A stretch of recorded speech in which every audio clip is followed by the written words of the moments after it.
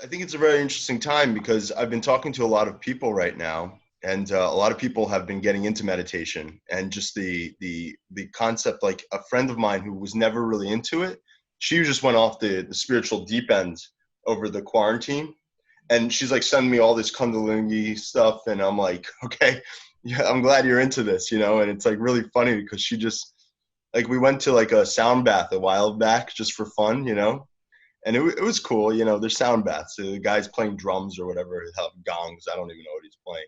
And then she's like totally into it. And I've been talking to other people who are like, oh, I've been trying it out, or I do the 5 minute one at the end of the night before I go to sleep, or it's like a very interesting people who have never tried it, who always wanted to. Um, there was this one woman who called me up, and I was talking to her, and just a friend of mine, and she's like, I'm having these horrible migraines. I can't even focus. So I'm like, have you meditated yet? She's like, no. So I got her to meditate, and she's like, it went away. That's amazing. I'm like, this is pretty powerful stuff, you know? Well, you're the poster boy for that. Right, man. I mean, sure you are. 7 years, one migraine in 7 years. Well, I mean, That's what before that, I was getting them daily. I mean, it was I wild, you know. know? I know.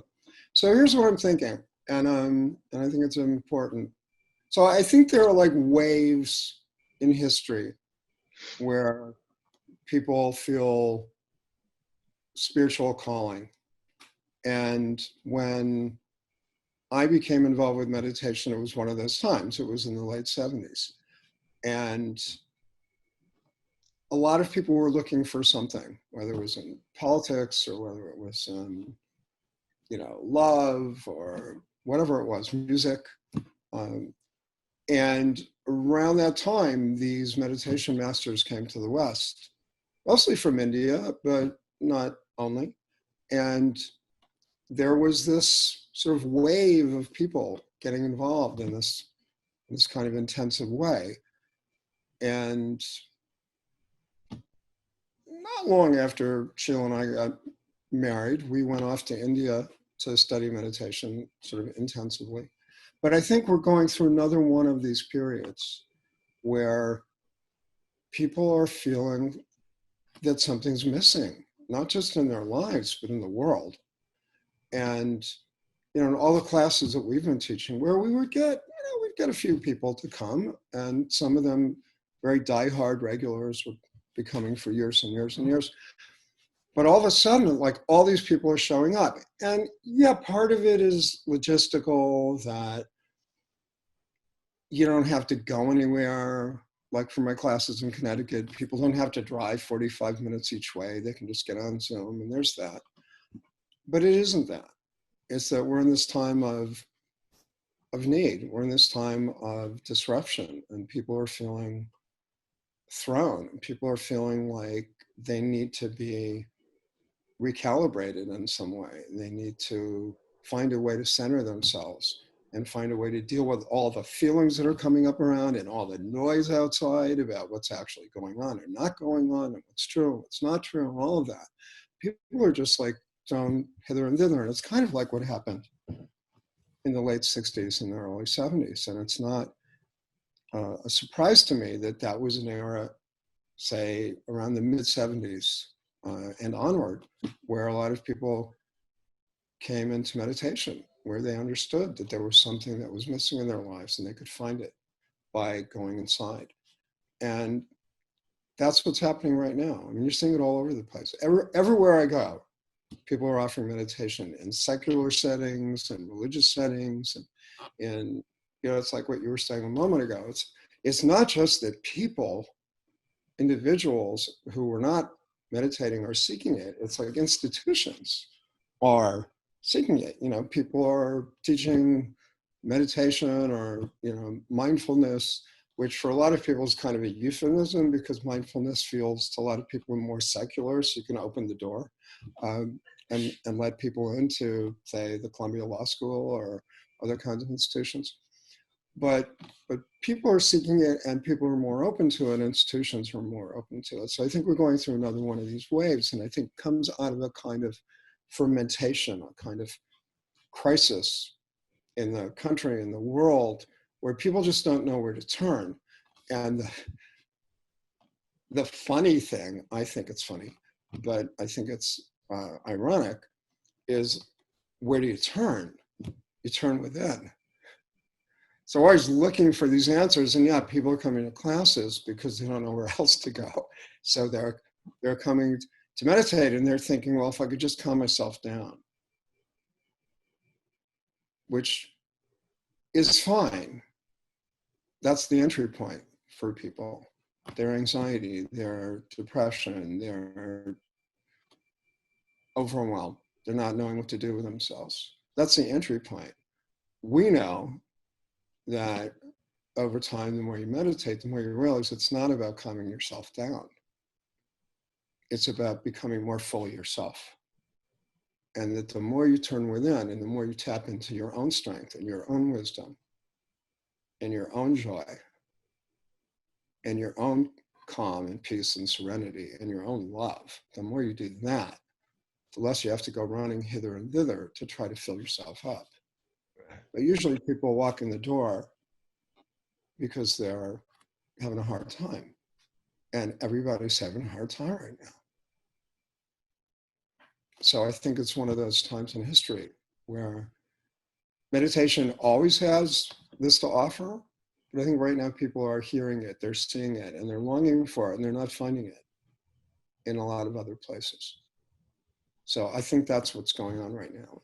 And we've seen it before. I'm old enough to say that I've seen it before, and yeah, and it's also been continuous. But what happened in the late 70s, one of my meditation teachers would say that there's going to be a meditation revolution. And I don't think we knew what he was talking about.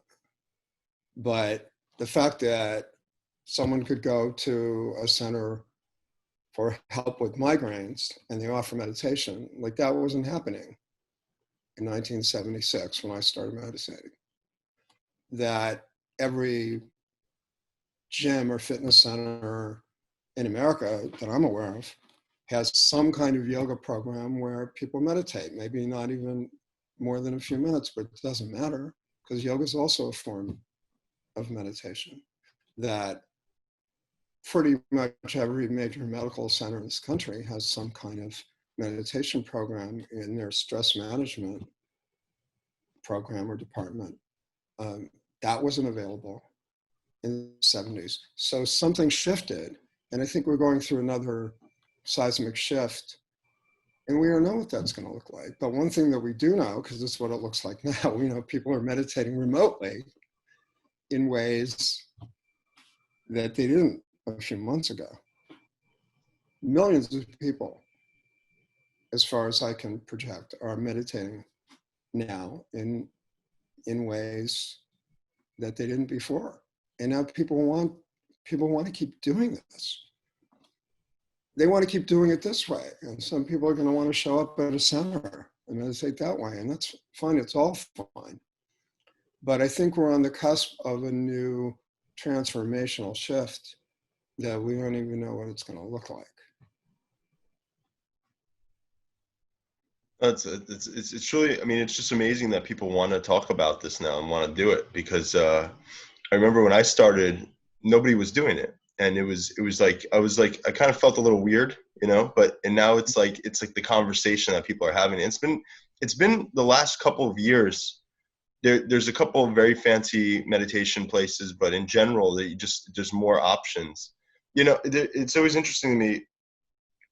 When I first started, it was like there was like a bunch of weirdos in Greenpoint who would do their meditation, and that was the group, right? And then maybe somebody in the East Village, but like it's definitely become something that people talk about, and the benefits of which are phenomenal, and people really are seeing the benefits in their daily activity, and I think that's really important. And some of it has become more commercialized just because it's a buzzword, but I think in general that people are more conscious of the idea of that there's a greater consciousness out there, and maybe they don't even realize that yet, but the fact that they're doing the activities stress management, for just dealing with the everyday lifestyle issues that happen. You know, just being busy, especially in New York, we're very busy. Yeah. I think that's a major, but it's great to be able to talk to somebody about it, and they're not looking at you like you're an alien anymore. You know, that's Well, imagine when we started like 43, 44 years ago, like we would tell people we were meditating, and they would say, "What? Like, what is that?" I mean, now everybody's heard of it. You know, it's available, and also now, and I was actually part of this field because I used to edit a journal on mind body health. There are a lot of scientific studies now showing that meditation is good for the brain and meditation is good for your health and all of that. But at the time, not only were there very few studies, except say a transcendental meditation, they were really pioneers in terms of the research, but they were a group that a lot of people felt like they were kind of weird. I'm not saying they were, but people didn't feel it was mainstream enough for them, and people weren't going to pick up and go to India like we did and study. They want to go, down the street. So that's shifted in terms of the availability of it. But literally, when I started meditating, the people that I was friendly at the time and our families, they had to be told what meditation was. Like, why would you do this? And how is it beneficial? I remember getting into an argument with one of our uncles who was an academic scholar, very big in his field in sociology. And he would say, "But where's the empirical proof that it helps you?" And I said, "I'm the empirical proof." We're the empirical proof. It's a direct experience, but that's not scientific. Well, now we have science, but we also have, and there's always been, what we call spiritual science. And the spiritual science has been around thousands of years, long before modern science. And people understood what actually happens within us when we meditate. And they didn't have randomized, controlled, double-blind studies. But what they had was themselves. And they had the people who were around them. And they had communities of meditators who would be able to do these phenomenal things and have these phenomenal experiences. And it's been recorded for thousands of years, pretty much in every culture that exists. And, I've said this to you before, but one of the things that I'm most interested in is when you look at the different teachings from these different sages, from these different traditions, they pretty much sound the same. You could interchange a lot of them. The Taoist teaching and some of the Kabbalah teachings sound like they came from the same author.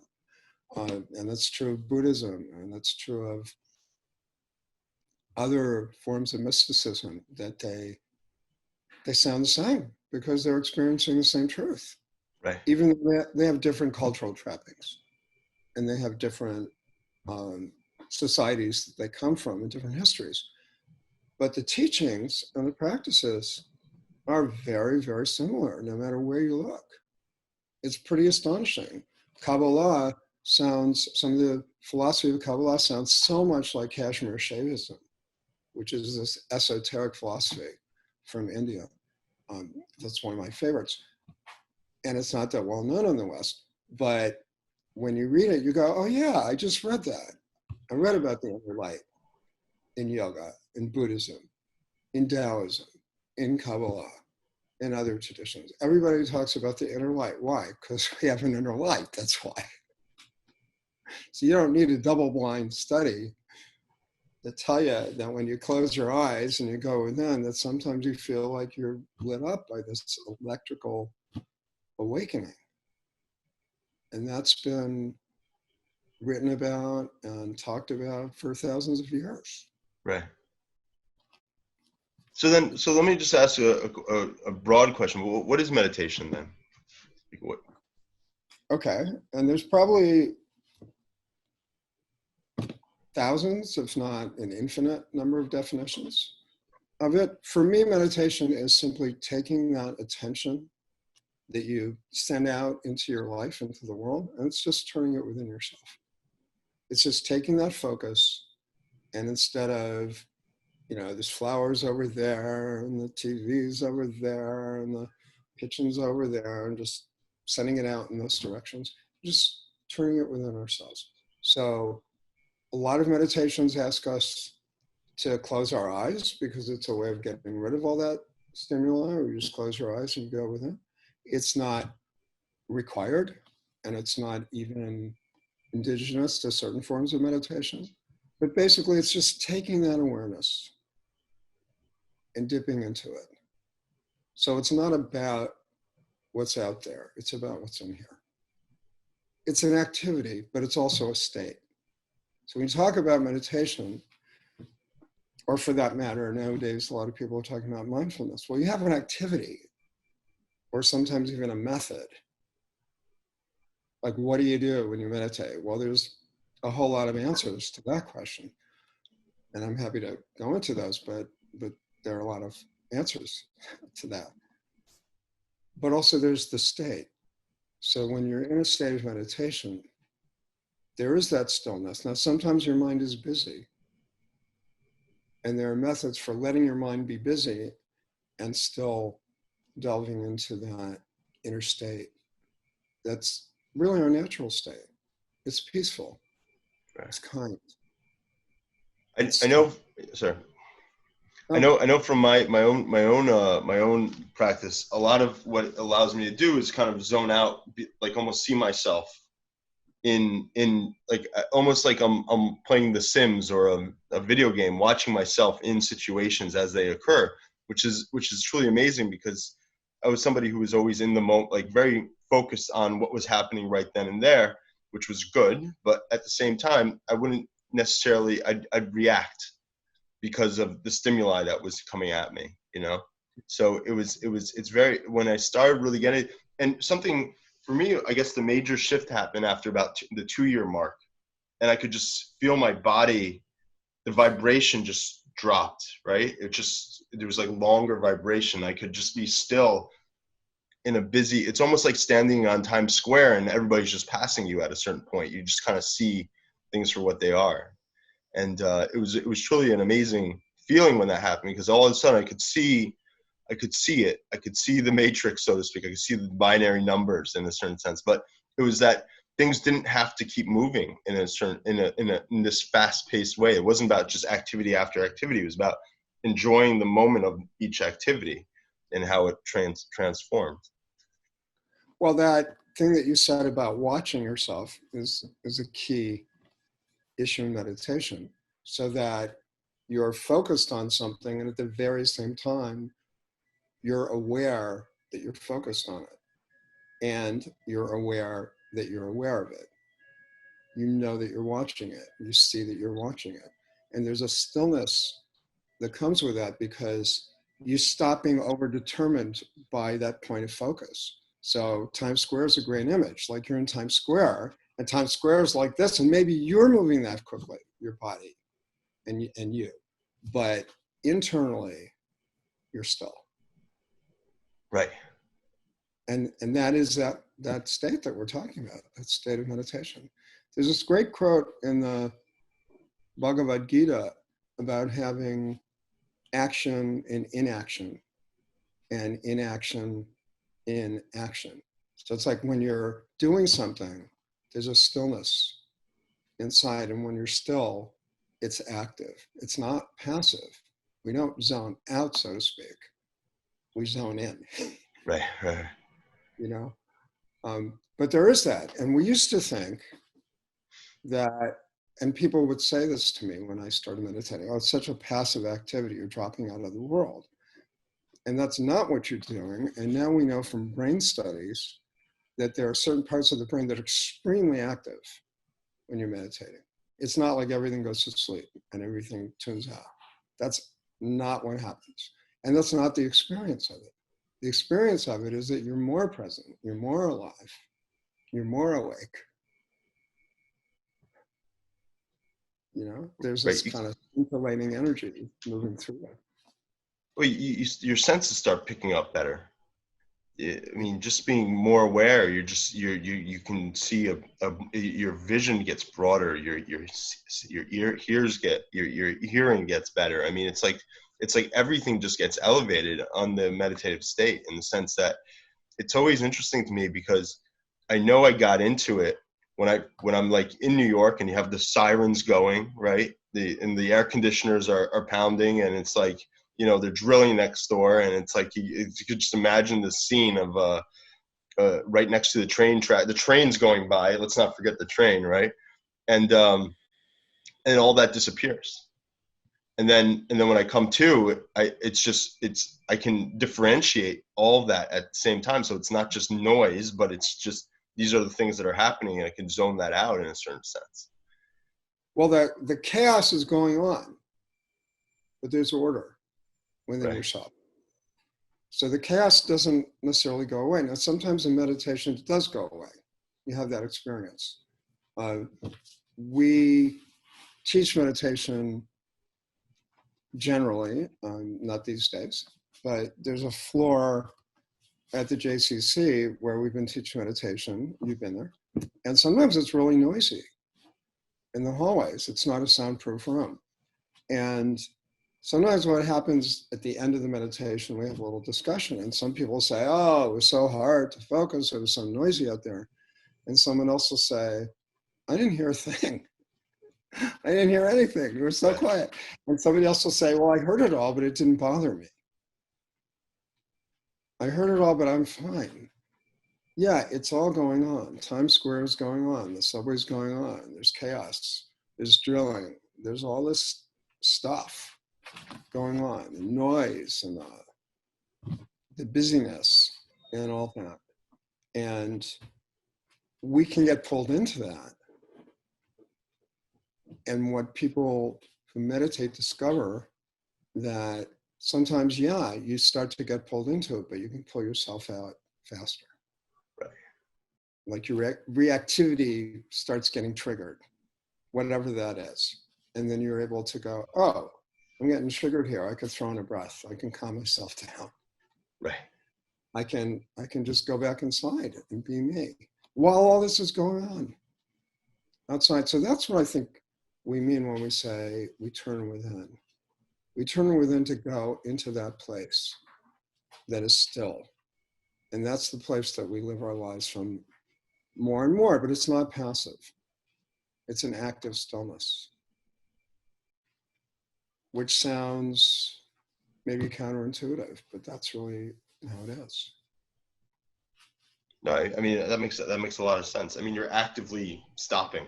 I mean, that's a very, I mean, I talk to people all the time, and they talk to me how they can't meditate. And this is always a funny thing to me, because they go, why can't you take 5 minutes and just sit on a chair and do nothing? Like, oh, I just can't do it. And what's always funny to me is that the procrastination time to get down, to sit down for 5 minutes or 10 minutes or whatever amount of time they decide to do is like 3 hours, which is funny, right? And then they do it, and they feel great, and they go, oh, that felt really good, right? But it was like all this buildup to doing something different, which I understand. I completely get that it's like, it's hard to do something outside of your normal comfort zone. But on the same side, it's like, it's funny. I mean, not to insult, but it's the funny situation to be in when you, oh, I was walking around for 2 hours. So what do you do instead? So I watch TV. Okay. So it's like, it's very, you know. Well, sometimes people sit for meditation and they do have a hard time sitting still. And they do have a hard time with their mind. They feel inundated with thoughts or emotions or memories or plans or any of that stuff, you know? It does happen. And there's a way through that, which is in that moment to notice that that's what's happening for you, as opposed to, oh, I can't do this. Oh, my mind's really busy. Oh, I'm planning my schedule for tomorrow. Oh, I'm thinking about what I had for lunch. Oh, that's what's going on. Right. And then you can bring yourself back, whether it's with a breath, with an image, or just the reminder that, oh, I just kind of got pulled out of myself for a moment and I can come back. But people have to learn to do that. You know, that's, I think, why there's instruction. Because people sit and they go, oh, well, I was sitting and I was so nervous. And it's like, well, tell yourself, oh, I'm feeling nervous. I'm noticing that I'm nervous. Oh, it's calming to do that. And if you breathe, the breath will take you not only into a state of calm, but it takes you inside. Because it doesn't have to follow that in the moment, in the meditation, that you're going to feel calm all the time. So, being that said, is there a right way to meditate? No. There are many right ways to meditate. I think for most people, the simplest thing to start with is the breath, because it's there. So if you need a point of focus, to just noticing that you're breathing at this moment. We say a lot, watch the breath, and I think it's simpler than that even. It's like watch the breath, like where's the breath? No, it's just be aware that you're breathing. Oh, I'm breathing. What does it feel like to breathe at this moment? Because breathing is one of those things that we're always doing. Obviously, if we weren't, we wouldn't be here. We're always doing it, and we almost never notice. So yes, the breath has physiological effects, especially when it's deeper and when it's slower, when it's steadier. It does. But what changes our experience is by shifting our awareness onto the breath. So it isn't so much about the breath, it's about the awareness. Oh, I'm breathing. Ah, so there's all this chaos out there and I'm breathing. I'm aware of that. I'm noticing that. So that's meditation. And I'll tell you, honestly, when people start and people ask me, well, how long should I meditate? So the first thing I say, because it's true and it's provocative, first thing I say is, it doesn't matter. Some systems will tell you 25 minutes in the morning, 25 minutes at night, 30 minutes every single day, when you wake up, when you go to bed, when the sun comes down. Oh, that's fine. If you are one of those people who wants your life to be ordered like that and you're good at doing that and it works for you, that's great. But it's not necessary. If you do it for a few minutes every single day, your life will change.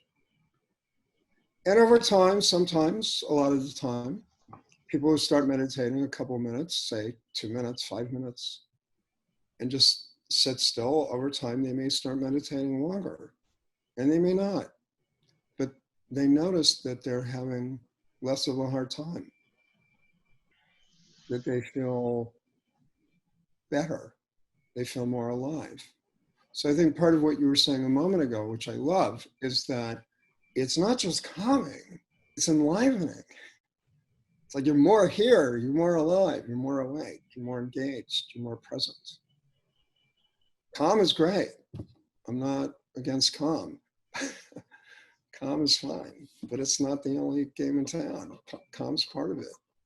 But you want to be more alive, you want to be more enriched in your life.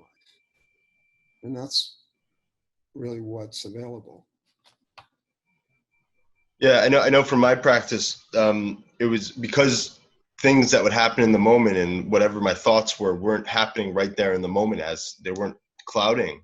I can be really present in talking to somebody or in an activity and get it done with in fast. If it's work, it's just done. If it's done well too. It's like everything's I's and T's are dotted, pointed, and it's perfect. And if it's with people, you're there in that space, and it's with them in the space with them doing whatever the activity is. And I found that was amazing because all of a sudden I wasn't thinking about something that's going to happen later or something that happened before. I wasn't future tripping I like to call it my greatest hits, remembering all those times you like forgot to do something, right? You know, which is always, oh, I forgot to leave the frozen chicken out or the frozen meat, so it's not going to defrost. Am I going to eat tonight? Like that was always a big question. But it's this back and forth and just being in the moment where you're kind of living rather than being elsewhere. If you're here, we're here. Then let's be here rather than, oh, I gotta go talk to somebody later. What do I need to do? So meditation, in a way, is a lab. It's like a laboratory for that kind of living, because we experience that in meditation. In meditation, we find ourselves more fully present. And I think one of the myths about meditation is that it's about the meditation time. It's not about that. It's about your life. It's about being able to transfer that experience, to pull that experience into everything you do. And that's what you're saying. So you're more present when you're working. You're more present when you're with people. You're more present when you're by yourself. And it's not just about focus. It's about being here. And whatever's swirling around is swirling around. And sometimes it's swirling around inside. Right. But you're still able to become fully present by noticing that and shifting back into the moment. We talk a lot about being in the present moment in meditation. And that's often a very abstract term for people who have not experienced it. So I think when people say, well, I don't know what that means. I don't know if I even want that experience. Like, what does it mean to be in the moment? Does it mean not planning? Does it mean not remembering good things that have happened? No, it doesn't mean those things. It means in the moment, to be right here. And if you're remembering, you're fully remembering. And if you're planning, you're planning. And sometimes you're just being.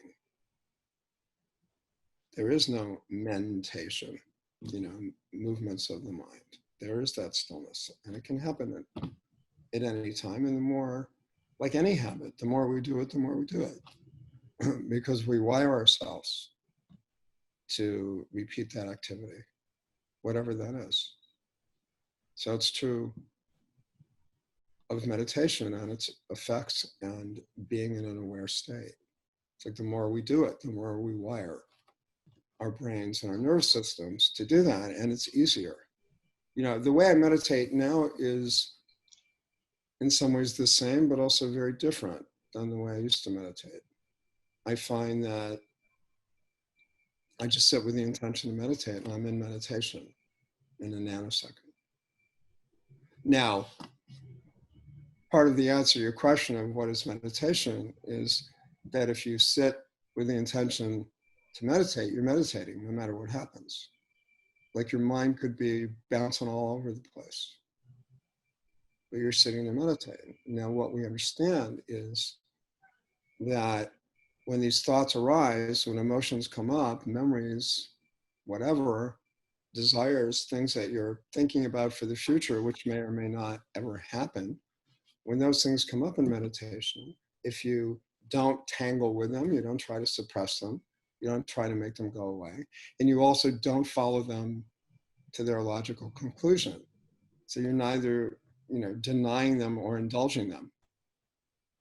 What you're actually doing is coming back to yourself, coming back to awareness. And that's what changes things. So it's not a recreational activity. Like every single time you sit down and meditate, it may not be fun. Neither is working out. I like to say, like when I go to the gym, when one is able to do those things, I go to the gym and, there's somebody like, a third my age who will be sitting at the front desk and they say, enjoy your workout. And sometimes I enjoy it and sometimes I don't. It's work. And sometimes meditation feels like that because you are building muscles. You're just not building physical muscles. You're building subtle muscles in your inner being. And the more you do it, the more natural it is to do it, just like a physical activity. Yeah. So I was wondering if we could actually do like a quick meditation together, if you want to Sure. lead. Yeah, like maybe like 5 minutes or something like that. Sure. Do you have a watch? I'm gonna close my eyes. So Yes, you should close your eyes. All right. So I think we'll do a meditation, short meditation for these times. So you can gently close your eyes and to become aware of whatever's going on at the moment, whether it's thoughts, whether it's this conversation, whether it's what it feels like in the space that you're in. If there's anything that is nagging at you or making its way into your awareness, onto your radar screen, you can just let that go. When you breathe in, you can breathe in with the intention of breathing in stillness and calm, only breathing in what nourishes you, and breathing out with the intention of releasing or letting go anything that might be in the way of what you want to be experiencing right now, whether that's stillness or calm, enlivenment, all of the above. And as you're breathing, being aware that you're breathing, you can gently gravitate your awareness away from the breath or any other point of focus to the awareness itself by simply noticing, by being aware that you are aware, that you're noticing things. It doesn't matter what they are. What matters is that you're watching, you're observing, you're noticing. And at any moment, if you feel distracted, if you feel like your mind is busy or your body is active, you can just gently resettle your attention back onto your breath, or just simply sit in an inner posture of openness, welcoming, and curiosity. So we'll sit for a few minutes.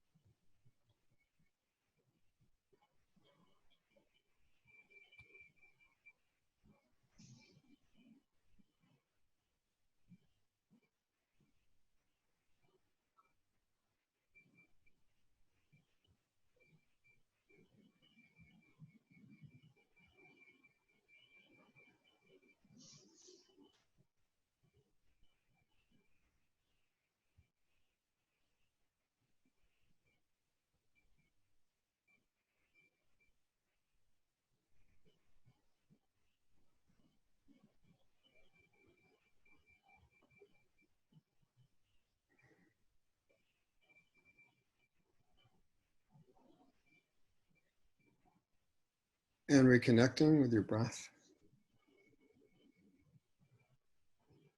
And if you like, you can take a deep breath in and let it out fully. Knowing your breath will find its natural rhythm at this time. And when you're ready, gently inviting your attention, your awareness to return fully to this time and space. And gently allow your eyes to open.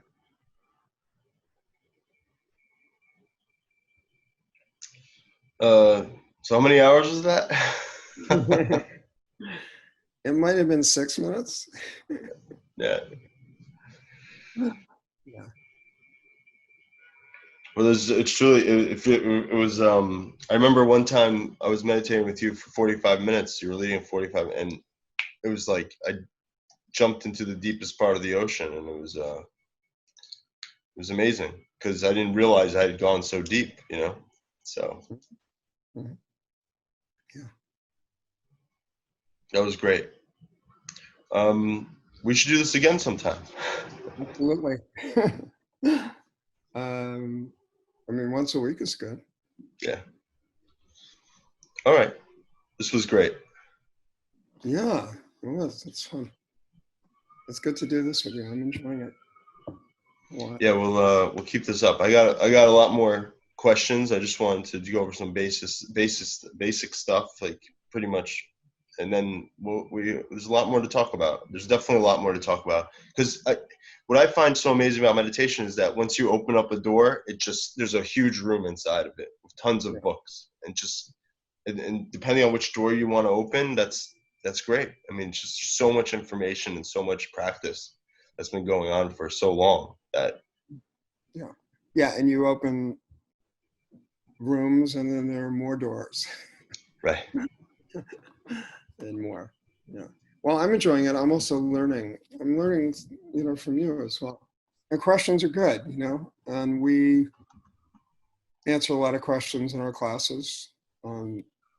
Usually we do the opposite, like we'll meditate and then we'll entertain questions because particularly if people are new, it's great to throw them into the water. But, you've been swimming for a while. Right, but I also think there's a certain because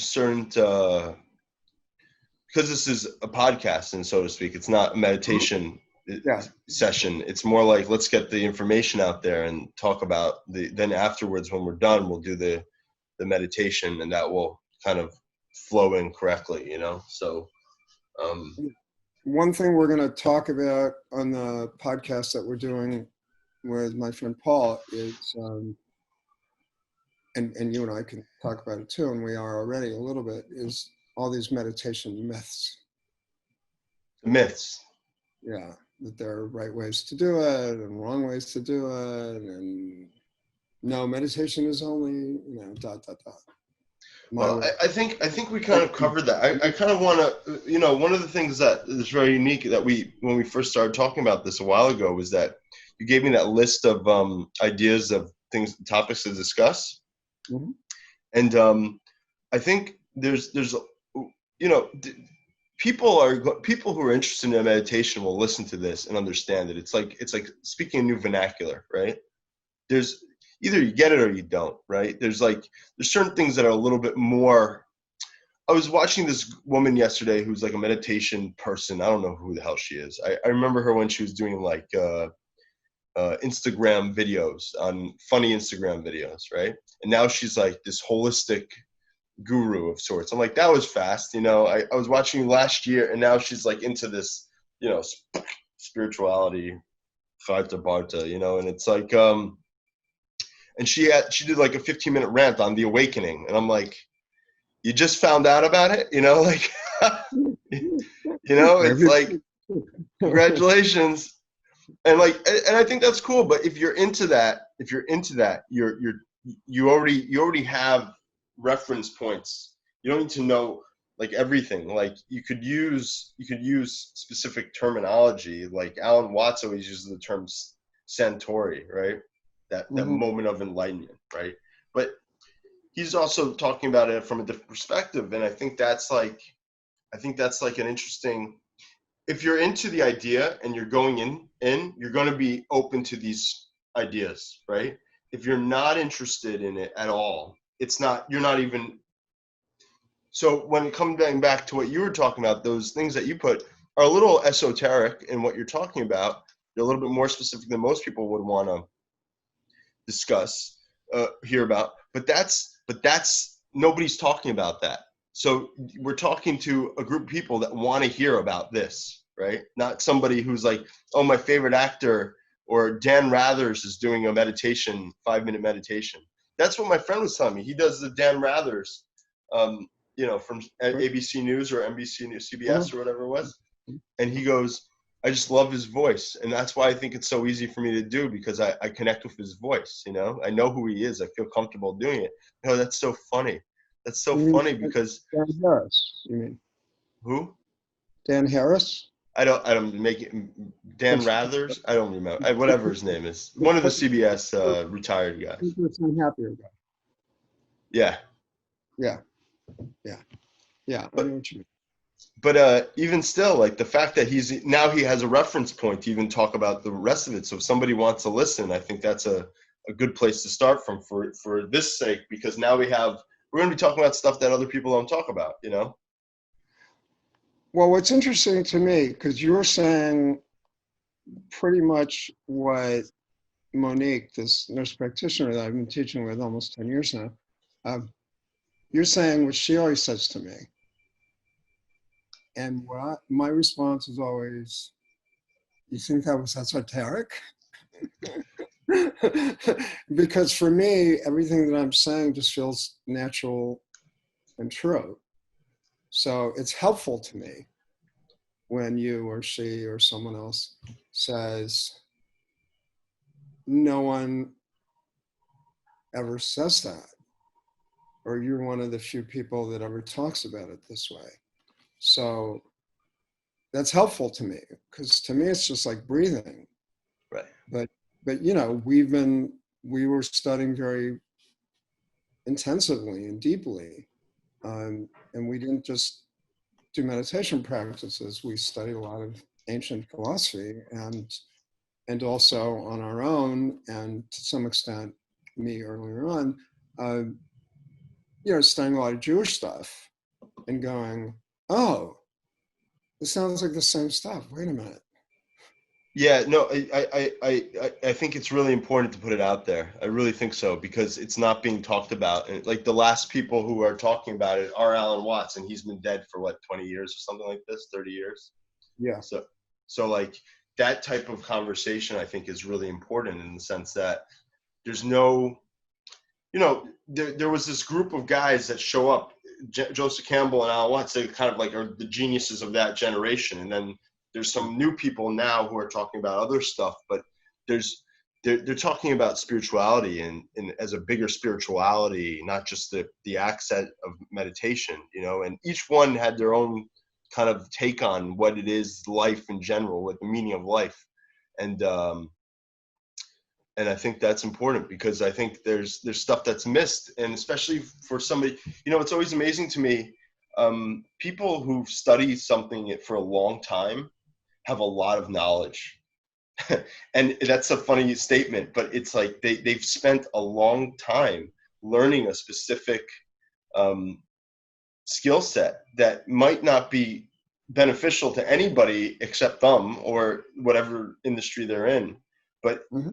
to study for 43 years is a feat in itself, and part of it is teaching and utilization, what you need to teach versus what but then there's what which is way more vast than what you need to teach.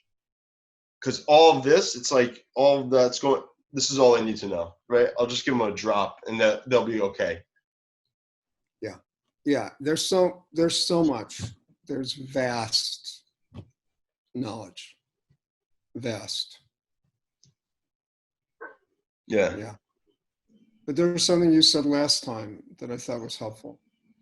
And I'm trying to remember exactly what you said, but you said it wasn't knowledge. It was Experience. experience. Yeah. I have a very interesting theory on experience that I don't think I think a lot of people miss.